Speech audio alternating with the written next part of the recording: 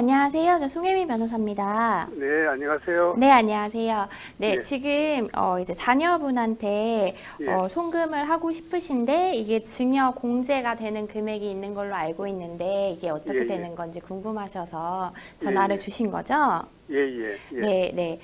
그러면 자녀분은 지금 한국에는 뭐 전혀 들어오지 않나요? 예, 한국에는 들어올 수가 없고, 뭐, 지금도 네, 코로나 때문에 더더구나, 네, 올 수가 없고 해서, 네, 영주권은 나와서 이제 네, 내년에는 시민권 나올 수 있는 자격을 갖거든요. 네. 그래서 집을 이제, 아이들이 둘이나 있고 해서 집을 음, 좀 장만하고 싶어서 하는데, 음, 그래서 좀 돈을 좀 보내주고 싶은데, 네. 그래서 방법이 없나 하고요. 네, 요즘에 뭐 이렇게 해외에 나가 있는 자녀 있는 분들이 예, 현금을 증여하고 싶으시거나 이제 예, 자녀는 외국에 있는데 예, 주식을 예, 증여하고 싶으시거나 하는 예, 경우들이 왕왕 있어요. 예, 그래서 이제 예, 알고 계시기로는 뭐 5천만 원 예, 자녀는 공제가 된다는데 이게 예, 어떻게 예, 되는 건지 예, 한국에 예, 있을 때처럼 똑같은 건지 궁금하시잖아요. 예, 그렇죠. 예, 예, 네, 일단 세법에서는 예. 국적이랑 상관없이 거주 여부를 보고 있습니다. 증여에 대해서는. 아, 증여세 부과에 대해서는. 그래서 제가 먼저 거주를 한국에는 전혀 두지 않으시는지 여쭤본 거예요. 예, 예, 네, 그래서 거주라는 것은 이제 뭐 쭉 여기서 사느냐, 그거를 보는 건 아니고요. 이제 예. 6개월 이상 여기 한국에 거주를 하느냐를 아, 보거든요. 네. 예, 예. 그래서 어떤 차이가 있냐면 제가 가령 뭐 1억 5천이라고 예를 들어 볼게요. 예, 그래서 예, 1억 5천이면 우리가 생각할 때는 국내에 만약에 내 자녀가 산다, 예, 거주하고 예, 있다. 그래서 예, 국내에서 증여를 한다. 그럼 5천만 원 공제되잖아요. 예, 예. 그러면은 이제 1억에 대해서 증여세를 납부하시는 거죠. 아, 5천만 원 네. 공제 받고, 아, 네. 예, 그래서 예, 증여세로 그러면 대략 한 970만 원 정도 납부를 하시게 돼요. 970만 원 예, 정도, 예, 예. 1,000만 원 가까이 되네, 그죠? 예, 네. 예, 예, 근데 비거주자 같은 경우에는 예. 증여 공제를 받지 못해요.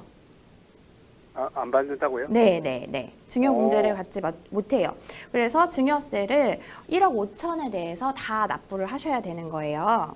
아, 네, 그럼 그래서 미국에 내가 1억 5천을 만약에 보내준다면 1억 5천에 대한 증여세를 물어야 된다는 얘기네요? 네, 그러면 대략 한 1,940만 원 정도 되거든요. 2배 가량으로 커지세요, 금액이. 아, 근데 아, 이게 또 어떤 차이가 있냐면요. 예, 증여세 차이만 있는 건, 그럼 무조건 이거는 국내 자녀한테 증여하는 것보다는 나쁘냐? 라고 예, 보시면은 이제 국내 같은 경우에는 증여세를 납부하는 납부 예, 의무자가 자녀분이에요. 증여를 받는 사람. 아, 그러니까 만약에 예, 아버님이 예, 증여세 970만 원 내가 내줘야지. 이게 국내에서 5천만 원 공제되고 1억이니까 970만 원 내가 대신 내줘야지. 그러면 970만 원도 증여하신 거예요. 오, 네, 그래서 어허, 근데 대신에 비거주자는 공제 혜택이 없으시기 때문에 대신 내주실 수가 있으세요. 예, 예, 그러니까 그런 걸로 따지게 되면은 또 그 갭은 좀 줄어들게 되거든요. 둘 사이의 갭은. 예, 네, 그래서 그런 부분을 또 따져보실 수가 있고, 그 다음에 해외에 거주 중이신 자녀분 같은 경우에는, 이제 미국 같은 경우에 신고를 하셔야 돼요. 얼마 이상 그렇죠. 되면은, 네, 미국 법에 아, 신고. 따라서, 네, 이웃법에 따라서, 네, 네, 네. 예, 예, 예. 근데 미국 같은 경우에는 근데 또 주마다 다르긴 하겠지만, 증여해주는 사람이 증여세를 내게 되어 있거든요. 그 한도를 넘으셨을 때. 아, 그럼 내가 내야 된다는 네, 얘기네요? 네. 그게 다 어, 좀 달라가지고 그 부분을 좀 체크를 해보셔야 돼요. 미국 같은 아, 경우에 미국법에 따라서. 그래서 이중으로 그렇게 신고도 하시고 뭐 세금 납부도 하시고 하실 수 있는 거를 다 체크를 해보셔야 돼요. 예, 예, 예. 네, 네. 그렇구나. 네. 궁금증이 어느 아하, 정도 해결이 좀 되셨을 것 같은데요. 예. 네, 더 궁금한 점 있으신가요? 정리하고, 상속하고, 네. 네. 세법의 차이는 어떤가요? 증여하고 상속하고요. 예, 내가 죽고 나면 유언장에다가 써놓으면 상속이 될 것 아닙니까? 네, 재산을. 네, 네, 네. 그런 경우에 지금 살아있을 때 정리하는 것보다 상속하는 게 더 낫습니까? 그 상속한다고 해도 이제 상속세를 납부를 하는 건 마찬가지거든요. 네. 그렇죠. 예. 예, 예. 그렇기 때문에 지금 뭐 더 좋고 나쁘고의 차이는 없으시고요. 네. 예, 예. 이제 거주지 아까 말씀드린 그 차이로 인해서 공제되느냐 안 되느냐가 남는 거거든요. 그럼 그러면은. 우리 아이가 저 영주권이 있으니까 한국에 와서 좀 살고 있을 때 돈을 주면은 더 절세가 됩니까? 아까 말씀드린 대로 그러면 증여세 자체는 줄어들죠. 증여세 자체는 줄어들지만 이제 자녀분이 증여세를 마련하셔서 그 출처를 또 확인하거든요. 누가 냈는지, 자녀분이 아. 마련하신 건지.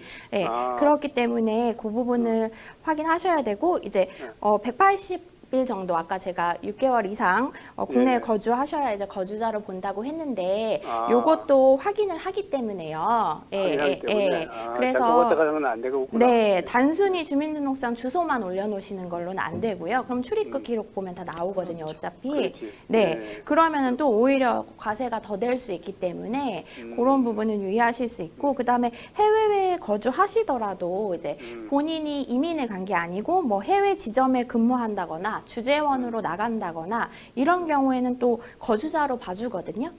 예. 네, 그러니까 상황에 따라서 조금씩 다 다를 수 좀 있기 있어요. 때문에 아예 뭐 이민 가려고 간 건데 뭐. 그러시면은 이제 예. 제가 생각할 때는 비거주자로 보는 것 같아요. 네. 아, 예. 예. 그럼 뭐 세금을 제대로 내야 되겠다는 게. 그렇죠. 네, 대신에 이제 미국은 예. 아마 1억 5천 뭐 이 정도 선이면은 신고만 하시면 되기 때문에 신고 절차만 누락하지 않고 하시면은 네. 아. 미국 자체에서는 큰 무리는 없으실 것 같은데요. 네. 아, 예. 네. 네. 궁금한 점이 좀 어느 정도 해결이 되셨을 것 같아요. 예, 감사합니다. 네, 네, 잘 예, 따져보시고 해결을 예. 하셨으면 좋겠습니다. 감사합니다. 네, 감사합니다. 네. 안녕히 계세요. 네, 예. 감사합니다. 네, 변호사님께서 다양한 이제 상황들을 가정을 해서 상세하게 좀 설명을 해주셨는데요. 마지막으로 좀 상담자 분께 조언을 드린다면 어떤 게 있을까요? 네, 아까 말씀드린 것처럼 이제 국세니까 왠지 국적 여부로 판단을 할 것 같다. 그래서 이제 공제하고 이제 신고를 했다가 이제 과세 폭탄이라고 그렇죠. 하죠. 네, 그렇게 맞아서 걱정하시는 분들이 있으시거든요. 그러니까 세금과 관련된 법률은 이제 상황에 따라서 적용이 달라질 수 있기 때문에 아까 말씀드린 뭐 비거주자인지 여부, 뭐 그다음에 어떻게 신고를 해야 되는지 여부 등을 조금 확인을 하셔서 네, 신고하시면 좋을 것 같습니다. 네,